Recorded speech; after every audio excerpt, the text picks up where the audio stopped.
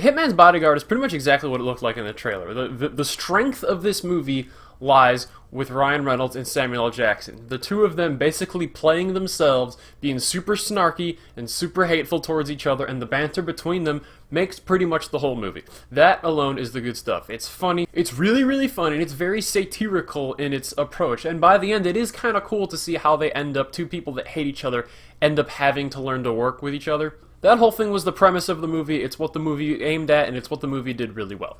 Everything else is horrible. This is one of the lowest budget action movies I've ever seen. And if it did not have Samuel L. Jackson and Ryan Reynolds in it, I would think this was some straight-to-DVD bullshit nonsense. It has the cheesiest 90s action movie shootouts I've ever seen. There are supposedly these super top London best special forces guys who know what they're doing, and they're standing in the middle of the street just getting gunned down left and right, shooting at nothing. And when Samuel L. Jackson picks up a gun, of course he's some pro, so he's just headshot, headshot, headshot. And everybody's just, it is the worst filmed action I've ever seen. Okay, it's not the worst filmed action I've ever seen. I realize I say that a lot. It's the worst I've ever seen. It's the worst I've ever seen. It's bad, okay? Let me just say it's bad. And you know, I'm a big aficionado for good action movies, for like well-filmed action, for choreography, for cinematography, for that kind of thing. And it is abysmal in Hitman's Bodyguard. There's this scene where Ryan Reynolds and Samuel L. Jackson first meet each other. They're just like, oh, F-word, it's that guy. I'm saying F-word because I don't want to go through the trouble of bleeping it out, okay?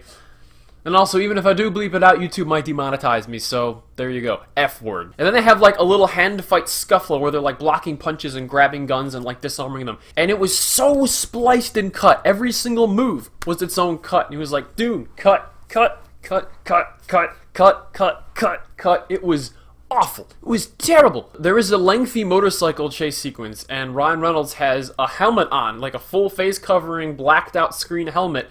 And gee, I wonder why. And then they cut the footage, and then he takes off the helmet, and then it's Ryan Reynolds, and like, oh, okay, so it must have been Ryan Reynolds inside there the whole time. I don't know if you know this, but in the Logan limo scene at the beginning, when they're first escaping their dusty little compound thing, Hugh Jackman and Patrick Stewart were never in the car. Those were stunt people. They CGI'd their faces onto stunt people. And you didn't notice, did you? Because it was good. There's something else in Hitman's Bodyguard is you'll notice, like, the camera. Whenever there is, like, a window to the outside, and it's broad daylight, it smears the screen. There's this huge, like, lens mark on it, because apparently this production crew doesn't know what exposure is. I'm telling you, this phone that I'm filming on right now can compensate for that. And, like, constantly, whenever this movie's in daylight, the sides of the screen are blurry. It's amateur. So there's your information about what kind of a movie Hitman's Bodyguard is in. If you don't care about that, if you don't care about cheesy, dumb action, and you just want to laugh, this is a comedy. This is an action comedy where the comedy succeeds and the action fails. Ryan Reynolds is great. Ryan Reynolds is really, really funny in how much he hates Samuel L. Jackson's character. The childish bickering between the two of them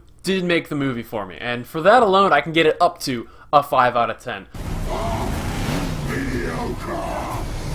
But in terms of production, this is not a good movie. This is a very poorly made movie. So if all you care about is laughing and not like a standard of film, see Hitman's Bodyguard, you will probably like it. I saw it for free, so I enjoyed the jokes in it, but I was left dumbfounded by how pathetic some of the filmmaking was. Next up is Valerian. Or maybe Valerian went up first. I don't know. I'm filming these at the same time. I don't know which one I'm going to edit first, so